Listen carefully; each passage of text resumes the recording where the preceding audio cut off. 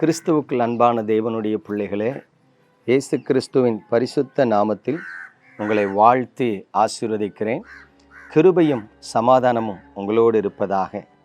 பிரியமானவர்களே, இன்றைக்கும் நம்முடைய தியானத்திற்கு ஆதாரமாக நீதிமொழிகளின் புஸ்தகம் 20ஆம் அதிகாரம் 4வது வசனத்தை பாருங்கள். சோம்பேறி குளிருகிறதென்று உளமாட்டான், அறுப்பிலே பிச்சை கேட்டாலும் அவனுக்கு ஒன்றும் கிடையாது. கிறிஸ்துவுக்குள் அன்பான தேவனுடைய பிள்ளைகளே, நாம் வாழ்ந்து கொண்டிருக்கிற இந்த கிறிஸ்துவ வாழ்க்கையை நீங்கள் கவனித்து பாருங்கள்.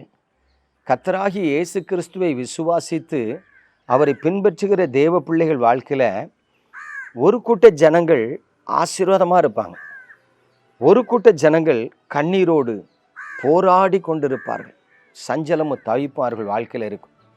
இன்னொரு கூட்ட ஜனங்களை பார்த்தீங்கன்னா பெருசாக ஆசீர்வதிக்கப்பட்டிருக்க மாட்டாங்க, ரொம்பவும் கஷ்டப்பட்டுக்கிட்டு இருக்க மாட்டாங்க, நடுத்தரமாக அவர்கள் வாழ்க்கை இருக்கும்.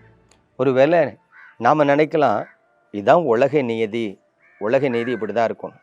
இல்லை, ஆவிக்குரிய வாழ்க்கையில் தேவனுடைய பிள்ளைகளே, நான் இந்த 31 ஆண்டுகளாய் கண்கூடாக பார்த்த ஒரு காரியத்தை இன்றைக்கு உங்களோடு பகிர்ந்து கொள்ள விரும்புகிறேன். என்னவென்று சொன்னால், எவர்களெல்லாம் அதிகாலமே எழுந்து தேவ சமூகத்தில் அவரை பாடி துதித்து மகிமைப்படுத்தி தேவனுடைய பாதத்தில் அமர்ந்திருந்து தங்கள் பரிசுத்தத்திற்காக ஜெபித்து, தங்கள் எதிர்காலத்துக்காக ஜெபித்து, தங்கள் வேலைக்காக ஜெபித்து, தங்கள் மனைவி பிள்ளைகளுக்காக குடும்பத்துக்காக ஜெபித்து தேவனுடைய ஒத்தாசைக்கு காத்திருக்கிறார்களோ, அவர்கள் எல்லோருமே ஒரு 5 வருடங்கள் அல்லது 7 வருடங்கள் கழித்து பார்த்தால் தேவனால் படிப்படியாக உயர்த்தப்பட்டு மேன்மையான நிலைக்கு சென்றடைகிறார்கள். எவர்களெல்லாம் சோம்பேறிகளாக காலையில் 6 மணி 7 மணி வரைக்கும் படுத்து தூங்கிட்டு எனக்கு நேரமே இல்லைன்னு சொல்லி ஏதோ கடமைக்கு ஒரு பைபிளை 4 வசனத்தை வாசித்துட்டு ஒரு 5 நிமிஷம் ஜெபம் பண்ணிட்டு பறக்க பறக்க வேலைக்கு ஓடுகிறார்களோ, அவர்கள் எல்லோரும் சஞ்சலத்தோடும் தவிப்போடும் தரித்திரத்தோடும் கண்ணீரோடும் இருக்கிறதை நான் பார்க்கிறேன். எவர்கள் எல்லாம் ஒருவேளை ஒரு நாள் எழும்பி நல்லா ஜெபிக்கிறது, பிறகு ஒரு 10 நாள் ஜெபிக்கிறது கிடையாது, திடீர்னு பார்த்தீங்கன்னா நல்ல ஜெப கூட்டங்களுக்கும் ஊழியங்களுக்கும் போகிறது, அப்புறம் ஒரு 6 மாதத்துக்கு அந்த பக்கமே தலை வச்சு படுக்காமல் இருக்கிறது, இப்படி 2 கட்டா நிலைமையில் கிறிஸ்துவுக்குள்ளே வாழ்ந்து கொண்டு இருக்கிறார்களோ, அவர்கள் வாழ்க்கை கொஞ்சம் நடுத்தரமாக இருக்கிறத பார்க்கிறேன்.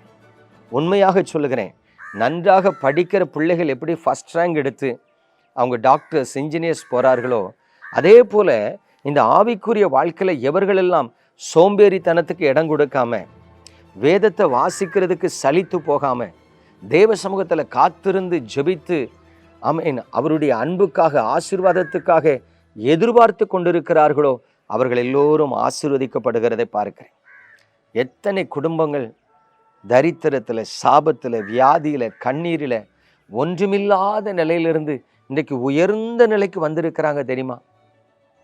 கடந்த நாட்களில் ஒரு நண்பரோடு பேசி கொண்டிருக்கும் பொழுது அவர் சொன்னார், ஆண்டவர் எல்லாரையும் ஆசீர்வதிக்க மாட்டார், அவர் எவர்களை தெரிந்து கொண்டிருக்கிறாரோ அவர்களை தான் ஆசீர்வதிப்பார் அப்படின்னார்.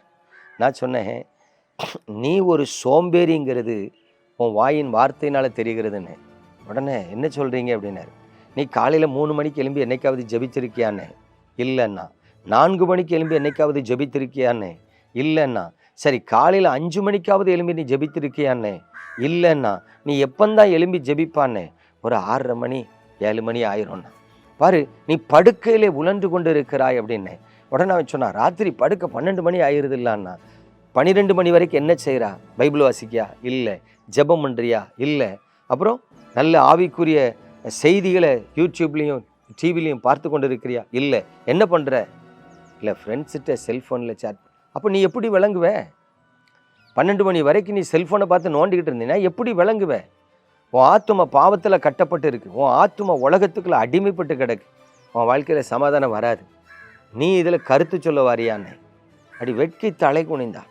எனக்கு அன்பான தேவனுடைய பிள்ளைகளே, ஆண்டவர் ஆசீர்வதிக்கிறார், அவர் என்றென்றைக்கும் ஆசீர்வதிக்கிறார். ஆண்டவர் தமது பிள்ளைகளை ஒருபோதும் கைவிட மாட்டார். நான் நிறைய பேரை பார்த்துருக்கிறேன். கடந்த வாரத்தில் தர்மபுரி ஊழியத்துக்கு போயிருந்தேன். அந்த சபை மக்கள்கிட்ட கேட்குறேன், எத்தனை பேர் இரவு நீங்கள் பைபிள் வாசித்து ஜோம் பண்ணிட்டு படுப்பீங்க? ஒரு 10 தாய்மார் கை வைத்தினாங்க. எவ்வளோ நேரம் ஜோம் பண்ணுவீங்கன்னு? அந்த தாய்மார்கள் சொல்கிறாங்க, ஐயா ராத்திரி 12 மணி வரைக்கும் பைபிள் வாசித்து ஜோம் பண்ணுவையா. பாருங்கள், அந்த குடும்பத்துக்குள்ள கண்டிப்பாக சமாதானம் இருக்கும், அந்த குடும்பத்தில் சந்தோஷம் இருக்கும், அந்த குடும்பத்துக்குள்ள தேவ பாதுகாப்பு இருக்கும், அந்த குடும்ப கர்த்தரால் ஆசீர்வதிக்கப்படும். இன்னைக்கு நிறைய கிறிஸ்தவர்கள் இந்த சிஎஸ்ஐ சர்ச்சில் ஒரு ஜெபம் பண்ணுவாங்க. என்ன தெரியுமா? சுருக்கமான ஜெபத்துக்கு பெருக்கமான ஆசீர்வாதத்தை தரணும். இன்னைக்கு நிறைய கிறிஸ்தவர்கள் அப்படிதான் இருக்கான். 5 நிமிஷம் ஆண்டவரே தோத்திரங்கிறது அப்போ 1,00,000 ரூபா சம்பளத்தை எதிர்பார்க்கறது. யோசித்து பாருங்க. பிரயாசப்படுகிறவன் தான் பலனில் முந்தி பங்கடைவான். வசனம் சொல்லுகிறது, சோம்பேறி குளிருகிறதுன்னு சொல்லி உளமாட்டானா, அறுப்பில் பிச்சு கேட்டாலும் கிடைக்காது. இன்னைக்கு நீங்கள் ஆவிக்குரிய சோம்பேறியா இருக்கீங்களா? கர்த்தரை தேடுறதுல கருத்தா இருக்கீங்களாங்கிறத கவனிச்சு பாருங்க. நீங்கள் கருத்தா ஜெபம் பண்ணுங்க, தேவன் உங்களை ஆசீர்வதிப்பார். நம்ம ஜெபிப்போமா? எங்கள் அன்பின் பரலோக தகப்பனே, ஆசீர்வதிக்கப்பட்ட அந்த நல்ல பரிசுத்தமான நாளுக்காய் ஸ்தோத்திரம். உமது கிருபையுள்ள கரத்தில் உமது பிள்ளைகளை தருகிறேன். உடைய பிள்ளைகளை கண்ணோக்கி பார்த்து உங்கள் முகத்தை பிரகாசிக்க பண்ணுங்க. ஆவிக்குரிய வாழ்க்கையில் வளரக்கூடாதபடி, தேவனுக்குள் நிலைத்திருக்கக்கூடாதபடி, தேவனுடைய நாமத்தின் மகத்துவத்தை அறிந்து கொள்ள முடியாதபடி உமது பிள்ளைகள் ஆவிக்குரிய சோம்பேறிகளாய் சப்பானிகளாய் இருப்பார்கள் என்று சொன்னால், இன்றைக்கு அந்த நிலையை கர்த்தர் மாற்றும். அவர்களை தட்டி எடுத்து உங்கள் நாமத்தை மகிமைப்படுத்தும். கர்த்தர் உமது முகத்தை அவர்கள் மீது பிரகாசிக்க பண்ணும். தேவனால் ஆசீர்வதிக்கப்பட்ட சந்ததியாய் உம்முடைய பிள்ளைகளை எடுத்து நிறுத்தும். இயேசு கிறிஸ்துவின் பரிசுத்த நாமத்தில் பிதாவே, ஆமென்.